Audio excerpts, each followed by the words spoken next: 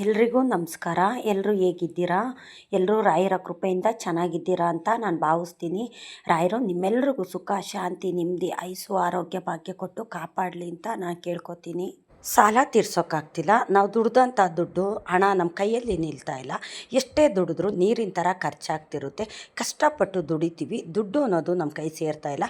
ಸಾಲ ತೀರ್ಸೋದ್ರಲ್ಲೇ ನಮ್ಮ ಜೀವನ ಕಳೆದೋಗ್ತಿರುತ್ತೆ. ಸಾಲನೂ ತೀರ್ತಾ ಇರೋದಿಲ್ಲ, ಈ ಕಡೆ ನಮ್ಮ ಮನೆ ಅಭಿವೃದ್ಧಿನೂ ಆಗ್ತಿರೋದಿಲ್ಲ. ನಾವು ದುಡ್ದಂಥ ಹಣ ನಮ್ಮ ಕೈಯಲ್ಲಿ ₹1 ಸಹ ಇರೋದಿಲ್ಲ. ಯಾವುದೇ ಪೂಜೆ ವ್ರತ ಹೇಳಿದ್ರು ಸಹ ಸಾಲ ತೀರ್ಸೋದಕ್ಕೆ, ನಮ್ಮ ಮನೆಗೆ ಅಭಿವೃದ್ಧಿ ಆಗೋದಕ್ಕೆ, ನಮ್ಮ ಕೈಲಿ ಹಣ ಇರೋದಕ್ಕೆ ಏನೇ ಪೂಜೆ ವ್ರತ ಹೇಳಿದ್ರು ಸಹ ನಾವು ಮಾಡ್ತೀವಿ. ಒಳ್ಳೆಯದಾಗೋದಕ್ಕೆ ಏನೇ ಆಗಲಿ, ಕಷ್ಟ ಎಷ್ಟೇ ಬರಲಿ ಅದನ್ನೆಲ್ಲ ನಾನು ಮಾಡ್ತೀನಿ ಅಂತ ಸುಮಾರು ಜನ ನಾವು ಅನ್ಕೋತೀವಿ. ಏಕೆ ಅಂತಂದರೆ ಕಷ್ಟ ಆ ಥರ ಇರುತ್ತೆ.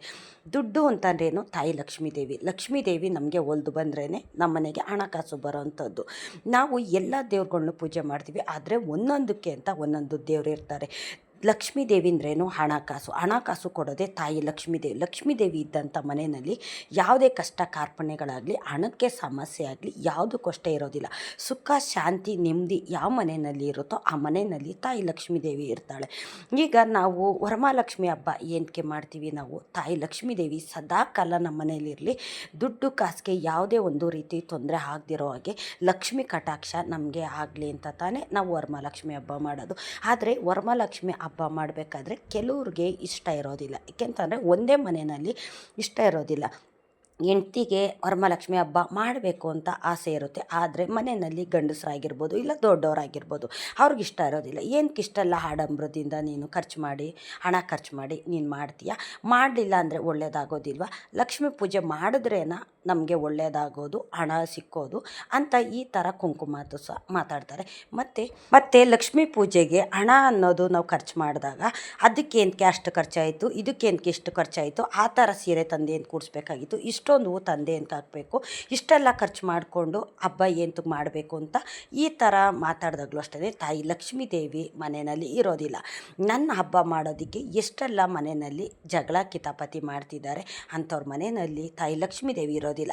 ನೀವು ಆಡಂಬರದಿಂದ ಮಾಡಿ ಅಂತಲೇ ದೇವ್ರುಗಳು ಕೇಳೋದಿಲ್ಲ. ಎಲ್ಲ ದೇವರು ಅಷ್ಟೇ, ತಂದೆ ರಾಯರಾಗಿರ್ಬೋದು, ನಿಮ್ಮ ಮನೆ ದೇವ್ರುಗಳಾಗಿರ್ಬೋದು, ತಾಯಿ ಲಕ್ಷ್ಮಿ ಆಗಿರ್ಬೋದು, ಆಡಂಬರದಿಂದನೇ ಮಾಡಿ ಅಂತ ಕೇಳೋದಿಲ್ಲ. ಈಗ ನೀವು ಲಕ್ಷ್ಮೀ ಪೂಜೆ ಮಾಡ್ತೀರಾ, ಏನಕ್ಕೋಸ್ಕರ ಮಾಡ್ತೀರಾ? ಹಣಕಾಸು ನಮ್ಮ ಜೊತೆಗೆ ಇರಲಿ, ಸದಾ ಕಾಲ ತಾಯಿ ಲಕ್ಷ್ಮೀದೇವಿ ಕೃಪೆ ನಮ್ಮ ಮೇಲೆ ಇರಲಿ ಅನ್ನೋದಕ್ಕೋಸ್ಕರ ನಾವು ಲಕ್ಷ್ಮೀ ಪೂಜೆ ಮಾಡೋದು. ಶುಕ್ರವಾರ, ಮಂಗಳವಾರ ಮತ್ತು ವರಮಹಾಲಕ್ಷ್ಮಿ ಹಬ್ಬದ ದಿವಸ ಈ ಥರ ಒಂದು ವ್ರತ ಅನ್ನೋದು ಮಾಡ್ತಾರೆ. ವೈಭವ ಲಕ್ಷ್ಮಿ ವ್ರತನೂ ಸಹ ಮಾಡ್ತಾರೆ, ಕೆಲವರು ವರಮಹಾಲಕ್ಷ್ಮಿ ವ್ರತನೂ ಮಾಡ್ತಾರೆ. ಶ್ರಾವಣ ಮಾಸ ಬಂದರೆ ಸಾಕು, ತಾಯಿ ಲಕ್ಷ್ಮೀದೇವಿಗೆ ವಿಶೇಷವಾದಂಥ ಪೂಜೆನ ಮನೆಗಳಲ್ಲಿ ನಾವು ಮಾಡ್ತೀವಿ. ಎಲ್ಲದಕ್ಕಿಂತ ಹೆಚ್ಚಾಗಿ ಲಕ್ಷ್ಮೀದೇವಿ ಅನುಗ್ರಹ ಇರಬೇಕು. ಲಕ್ಷ್ಮೀದೇವಿ ನಮ್ಮ ಮನೇಲಿ ಇರಬೇಕು ಅಂತಂದರೆ ಲಕ್ಷ್ಮೀದೇವಿಗೆ ಶಾಂತಿ ರೂಪದಲ್ಲಿ ನಾವು ಏನು ಮಾಡಬೇಕೋ ಅದು ನಾವು ಮಾಡಬೇಕು. ಹಬ್ಬ ಮಾಡಬೇಕಾದ್ರೆ ಮನೆಯಲ್ಲಿ ಗಲಾಟೆ ಮಾಡೋದಾಗಿರ್ಬೋದು, ಅದಕ್ಕೆ ಅಷ್ಟು ಖರ್ಚು, ಇದಕ್ಕಿಷ್ಟು ಖರ್ಚು, ಏನಕ್ಕಿಷ್ಟೆಲ್ಲ ಖರ್ಚು ಮಾಡಬೇಕು ಅಂತ ನಾವು ಮಾತಾಡ್ತೀವಲ್ಲ, ಆವಾಗ ತಾಯಿ ಲಕ್ಷ್ಮೀದೇವಿ ನಮ್ಮ ಮನೆಯಲ್ಲಿ ಇರೋದಿಲ್ಲ. ನಿಮಗೇನು ಸಾಧ್ಯವಾಗಲಿಲ್ವಾ?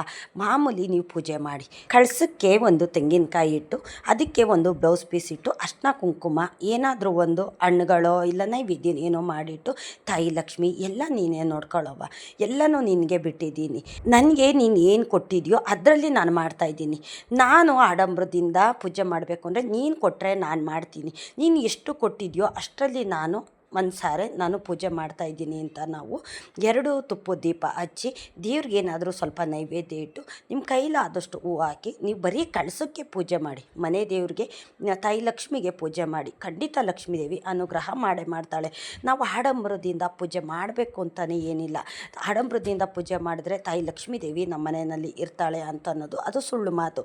ಮನಸ್ಸಿನಲ್ಲಿ ಭಕ್ತಿ ಇರಬೇಕು.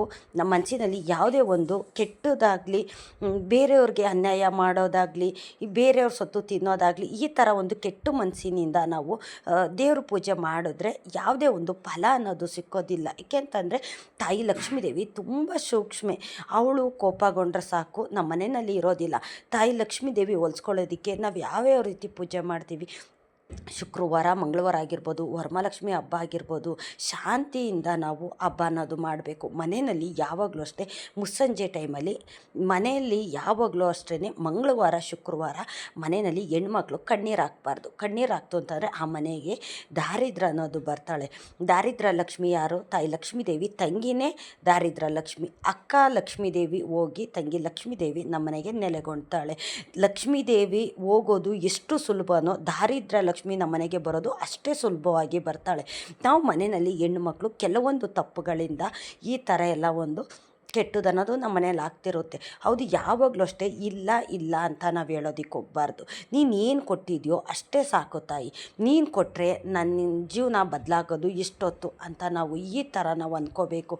ಅವ್ರು ಆಗಿದ್ದಾರೆ, ಅವ್ರು ಹೀಗಿದ್ದಾರೆ, ಅವ್ರು ಆಡಂಬರದಿಂದ ಜೀವನ ಮಾಡ್ತಿದ್ದಾರೆ, ಅವರು ಸಾವಿರಾರು ರೂಪಾಯಿ ಖರ್ಚು ಮಾಡಿ ಲಕ್ಷ್ಮೀ ಪೂಜೆ ಮಾಡ್ತಿದ್ದಾರೆ, ನನಗೇನು ಇಲ್ವಲ್ಲ ಅಂತ ನೀವು ಮನಸ್ಸಿನಲ್ಲೇ ಕೊರ್ಕೊಂಡು ನೀವು ಪೂಜೆ ಮಾಡೋದಕ್ಕೆ ಹೋಗಬೇಡಿ. ಹಾಗೆ ಪೂಜೆ ಮಾಡಿದ್ದಕ್ಕೆ ಫಲನೂ ಸಹ ತಾಯಿ ಲಕ್ಷ್ಮೀದೇವಿ ಕೊಡೋದಿಲ್ಲ. ನೀನು ನನ್ನ ಕೊರ್ಕೊಂಡೆ ನೀನು ಪೂಜೆ ಮಾಡ್ತಾ ಇದೆಯಲ್ಲ, ಮತ್ತು ನಿನಗೆ ನಾನು ಹೇಗೆ ಅನುಗ್ರಹ ಮಾಡಲಿ ಅಂತ ನಮ್ಮನೆ ಬಿಟ್ಟು ಹೊರಟೋಗ್ತಾಳೆ. ತಾಯಿ ಲಕ್ಷ್ಮೀದೇವಿ ವೈಕುಂಠನ ಬಿಟ್ಟು ಬಂದಂಥವಳು. ಗಂಡನಿಗೆ ಅವಮಾನ ಆಯಿತು ಅನ್ನೋ ಕಾರಣಕ್ಕೆ ವೈಕುಂಠನೇ ಬಿಟ್ಟು ಭೂಲೋಕಕ್ಕೆ ಬಂದಂಥವಳು. ಹಾಗೆ ತುಂಬ ಸೂಕ್ಷ್ಮೆ ತಾಯಿ ಲಕ್ಷ್ಮೀದೇವಿನ ನಾವು ಹೊಲಿಸ್ಕೊಳ್ಳೋದು ಎಷ್ಟು ಮುಖ್ಯನೋ, ನಾವು ಮಾಡೋ ತಪ್ಪಿಂದ ನಮ್ಮನೆ ಬಿಟ್ಟು ಹೋಗೋದಕ್ಕೂ ನಾವೇ ಕಾರಣವಾಗ್ತೀವಿ. ಮನೆಯಲ್ಲಿ ಯಾವಾಗಲೂ ಅಷ್ಟೇ ಇಲ್ಲ ಇಲ್ಲ ಅನ್ನೋದಕ್ಕೆ ಹೋಗಬೇಡಿ. ನಿಮ್ಮ ಕೈಲಿ ಎಷ್ಟು ಸಾಧ್ಯ ಇದೋ ಅಷ್ಟರಲ್ಲೇ ನೀವು ಲಕ್ಷ್ಮೀ ಪೂಜೆನ ಮಾಡಿ. ತಾಯಿ ಲಕ್ಷ್ಮೀದೇವಿ ಸದಾಕಾಲ ನಮ್ಮ ಮನೇಲಿರ್ತಾಳೆ. ನಾವು ಏನು ಒಂದು ಬೇಡಿಕೆ ಇಡ್ತೀವೋ ಆ ಬೇಡಿಕೆಗೆ ಒಂದು ಫಲ ಅನ್ನೋದು ತಾಯಿ ಲಕ್ಷ್ಮಿ ಕೊಡ್ತಾಳೆ. ಲಕ್ಷ್ಮಿ ಅಂತಂದ್ರೇ ಹಣಕಾಸು ಎಲ್ಲವೂ ಅಷ್ಟೇ. ಆರೋಗ್ಯ ಆಗಿರ್ಬೋದು, ಸಂತಾನ ಭಾಗ್ಯ ಆಗಿರ್ಬೋದು, ಮನೆ ಅಭಿವೃದ್ಧಿ ಆಗಿರ್ಬೋದು, ಹಣಕಾಸು ಎಲ್ಲವೂ ಅಷ್ಟೇ ತಾಯಿ ಲಕ್ಷ್ಮೀದೇವಿ ಕೊಟ್ಟರೆ ನಮಗೆ ಒಳ್ಳೆಯದಾಗೋದು. ನಿಮ್ಗೆ ಎಷ್ಟು ಇದೆಯೋ ಅಷ್ಟರಲ್ಲೇ ನೀವು ತೃಪ್ತಿ ಪಟ್ಕೊಂಡು ನೀವು ಪೂಜೆ ಮಾಡಿ. ಮತ್ತು ಲಕ್ಷ್ಮೀ ಪೂಜೆ ಮಾಡಬೇಕಾದ್ರೆ ನಾವು ನೈಟು ಹಗ್ಲು ಎಲ್ಲನೂ ಅಷ್ಟೇ ನಿದ್ದೆಗೆಟ್ಕೊಂಡು ಇಷ್ಟೆಲ್ಲ ನಾವು ಪೂಜೆನದು ಮಾಡ್ತೀವಿ. ಇದೆಲ್ಲ ನಮ್ಮ ಆಡಂಬರದ ಜೀವನ. ಸಾವಿರಾರು ರೂಪಾಯಿ ಕೊಟ್ಟು ಒಂದು ಸೀರೆ ತರಬೇಕು, ಸಾವಿರಾರು ರೂಪಾಯಿ ಖರ್ಚು ಮಾಡಿ ಹೂ ತಂದಾಕಬೇಕು ಅಂತ ಅನ್ನೋದೇ ಏನಿಲ್ಲ. ನಿಮ್ಗೆ ಎಷ್ಟು ಸಾಧ್ಯನೋ ಅಷ್ಟರಲ್ಲೇ ಮಾಡಿ. ಮತ್ತು ಸಾಲ ಮಾಡಿ ಅಷ್ಟೇ ಮಾಡೋದಕ್ಕೆ ಹೋಗಬೇಡಿ. ಲಕ್ಷ್ಮೀ ಪೂಜೆನ ಯಾವುದೇ ಕಾರಣಕ್ಕೂ ಸಾಲ ಮಾಡಿ ಮಾಡೋದಕ್ಕೆ ಹೋಗಬೇಡಿ. ನಿಮ್ಮ ಕೈಲಿ 100 ರೂಪಾಯಿ ಇದೆಯಾ, 200 ರೂಪಾಯಿ ಇದೆಯಾ ಅಷ್ಟರಲ್ಲೇ ಮಾಡಿ. ಒಂದು ಬ್ಲೌಸ್ ಪೀಸ್ ತನ್ನಿ, ಒಂದು ತೆಂಗಿನಕಾಯಿಗೆ ನೀವು ಬ್ಲೌಸ್ ಪೀಸ್ನ ಉಡಿಸ್ಬಿಟ್ಟು ದೇವ್ರಿಗೆ ಪೂಜೆ ಮಾಡಿ. ಲಕ್ಷ್ಮೀ ದೇವಿ ಹತ್ರ ಕೈ ಮುಗಿದು ನೀವು ಬೇಡ್ಕೊಳ್ಳಿ, ಮನಸ್ಪೂರ್ವಕವಾಗಿ ಬೇಡ್ಕೊಳ್ಳಿ. ನೀನೇನು ಕೊಟ್ಟಿದ್ಯಾ ಅಷ್ಟರಲ್ಲಿ ನಾನು ಪೂಜೆ ಮಾಡಿದ್ದೀನಿ, ನೀನು ಕೊಟ್ಟರೆ ನಾನು ಪೂಜೆ ಮಾಡೇ ಮಾಡ್ತೀನಲ್ವಾ ತಾಯಿ ಅಂತ ಈ ರೀತಿ ನೀವು ಬೇಡಿಕೆ ಅನ್ನೋದಿಡಿ. ನಾನು ಹಾಗೆ ಮಾಡಲಿಲ್ಲ, ಅವ್ರು ಹೀಗೆ ಮಾಡಿದ್ದಾರೆ ಅಂತ ನೀವು ಯೋಚನೆ ಮಾಡಿಕೊಂಡೆ ಪೂಜೆ ಮಾಡೋದಕ್ಕೆ ಹೋಗಬೇಡಿ. ಮತ್ತು ಮಂಗಳವಾರ ಶುಕ್ರವಾರ ತಾಯಿ ಲಕ್ಷ್ಮೀ ದೇವಿ ನಮ್ಮ ಮನೆಗೆ ಬರೋವಂಥದ್ದು. ಲಕ್ಷ್ಮೀ ದೇವಿ ಪೂಜೆ ಮಾಡೋದಕ್ಕೆ ಮಂಗಳವಾರ ಶುಕ್ರವಾರ ತುಂಬ ವಿಶೇಷವಾದಂಥ ದಿನ. ನಾವು ರಾಯರಿಗೆ ಹೇಗೆ ಗುರುವಾರ ಬ್ರಾಹ್ಮಿ ಮುಹೂರ್ತದಲ್ಲಿ ನಾವು ಪೂಜೆ ಮಾಡ್ತೀವೋ ಅದೇ ರೀತಿ ಶುಕ್ರವಾರ, ಮಂಗಳವಾರ ಮತ್ತು ನಿಮ್ಮ ಮನೆ ದೇವ್ರ ವಾರ ಯಾವತ್ತಿದೆಯೋ ಅವತ್ತು ಈ 4 ದಿವಸ ನೀವು ಬ್ರಾಹ್ಮಿ ಮುಹೂರ್ತದಲ್ಲಿ ಪೂಜೆ ಮಾಡಿ. ನಿಮಗೆ ಮಂಗಳವಾರ ಮಾಡೋಕ್ಕಾಗಿಲ್ಲ ಅನ್ನೋ ಪರವಾಗಿಲ್ಲ, ಶುಕ್ರವಾರ ಮಾತ್ರ ಕಂಪಲ್ಸರಿ ನೀವು ಬ್ರಾಹ್ಮಿ ಮುಹೂರ್ತದಲ್ಲಿ ಪೂಜೆ ಮಾಡಿ. ತುಂಬ ಒಳ್ಳೆಯದು.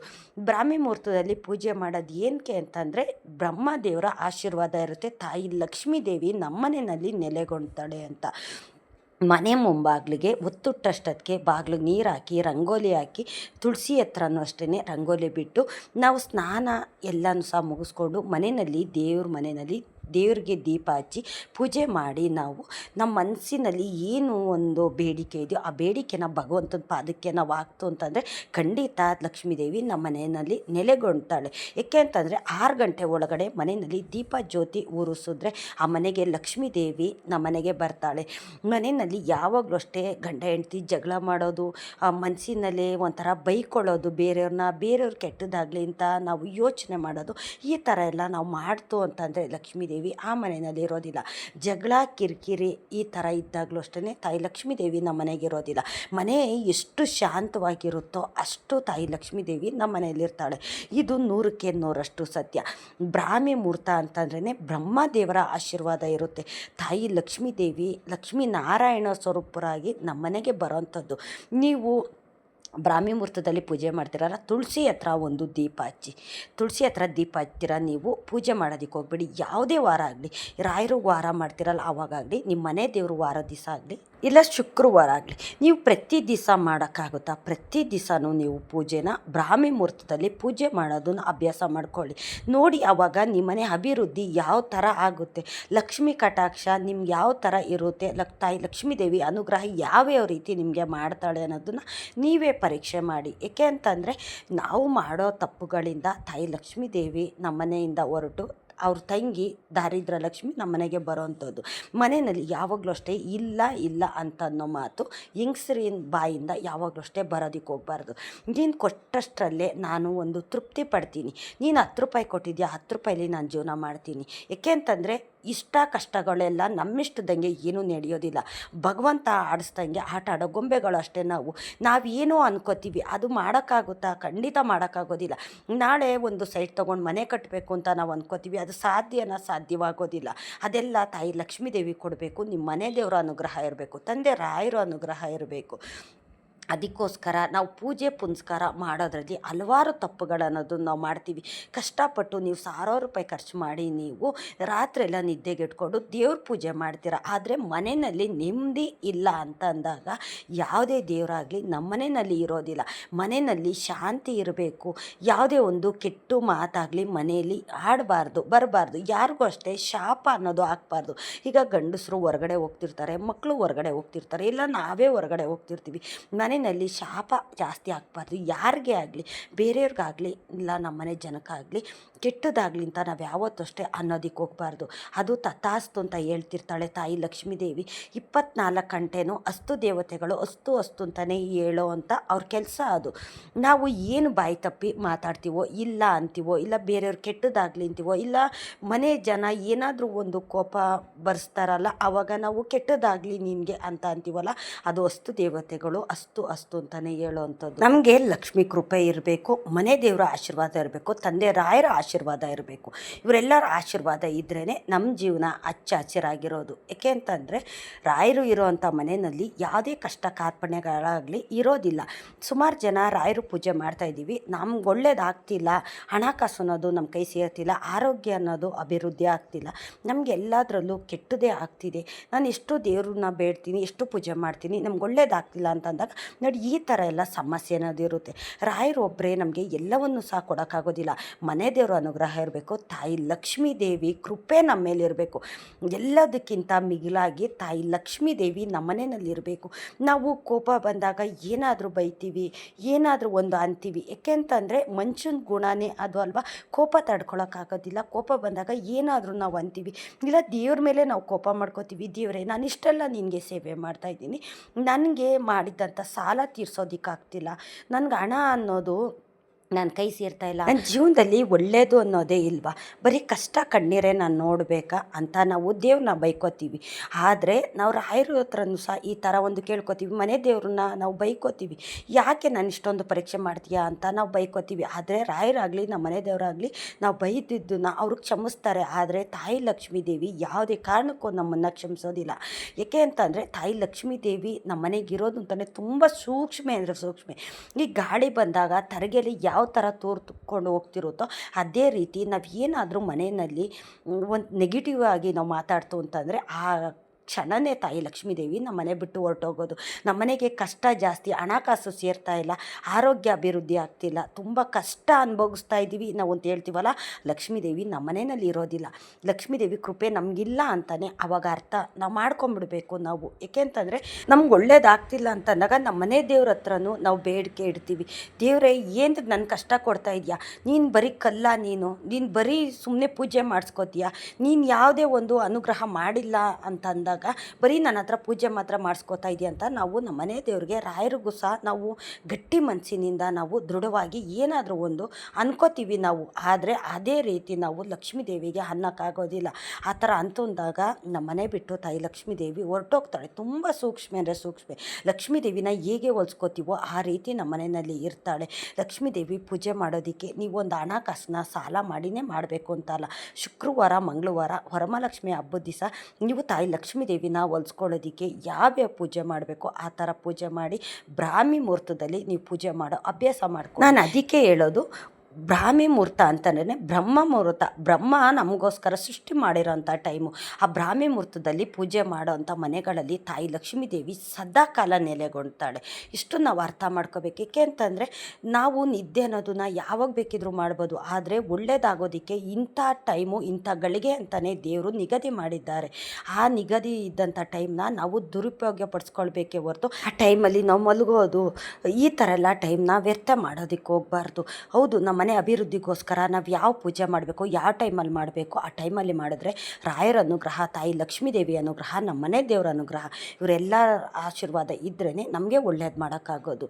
ಯಾಕೆ ಅಂತಂದರೆ ತಾಯಿ ಲಕ್ಷ್ಮೀ ದೇವಿ ಇದ್ರೇ ನಮ್ಮ ಕಷ್ಟ ಕಾರ್ಪಣ್ಯಗಳೆಲ್ಲ ದೂರ ಮಾಡೋದು. ರಾಯರು ಒಳ್ಳೇದು ಮಾಡಲಿಲ್ಲ ಅಂತ ನಾವು ಹೇಳ್ತೀವಲ್ಲ, ರಾಯರು ಒಳ್ಳೇದು ಮಾಡೋದಿಲ್ಲ ಅಂತ ಅನ್ನೋದಕ್ಕೆ ಇದೆಲ್ಲ ಸೂಕ್ಷ್ಮಗಳನ್ನು ನಮಗೆ ಕೊಡ್ತಾರೆ. ದೇವ್ರ ಸೂಚನೆ ಪ್ರಕಾರ ನಾವು ದೇವ್ರಿಗೆ ಯಾವ ರೀತಿ ಪೂಜೆ ಮಾಡಬೇಕು ಆ ರೀತಿ ಮಾಡಿದ್ರೆ ನಮ್ಮಲ್ಲಿರೋ ಸಾಲನೂ ಸಹ ಬೇಗ ತೀರುತ್ತೆ. ನಮ್ಮ ಕೈಲಿ ಹಣಕಾಸು ಅನ್ನೋದು ಅಷ್ಟೇ ಯಾವಾಗಲೂ ಇರುತ್ತೆ. ಮನೆಯಲ್ಲಿ ನೆಮ್ಮದಿ, ಸುಖ, ಶಾಂತಿ ಯಾವಾಗಲೂ ಸಹ ಇರುತ್ತೆ. ತಾಯಿ ಲಕ್ಷ್ಮೀ ದೇವಿ ಸದಾಕಾಲ ನಮ್ಮ ಮನೆಯಲ್ಲಿ ಇರ್ತಾಳೆ. ಇಷ್ಟೊತ್ತು ನನ್ನ ವಿಡಿಯೋ ನೋಡಿದ್ದಕ್ಕಾಗಿ ತುಂಬ ಹೃದಯದ ಧನ್ಯವಾದಗಳು. ರಾಯರು ನಿಮ್ಮೆಲ್ಲರಿಗೂ ಸುಖ, ಶಾಂತಿ, ನೆಮ್ಮದಿ, ಆಯುಸ್ಸು, ಆರೋಗ್ಯ, ಭಾಗ್ಯ ಕೊಟ್ಟು ಕಾಪಾಡಲಿ ಅಂತ ನಾನು ಕೇಳ್ಕೊತೀನಿ.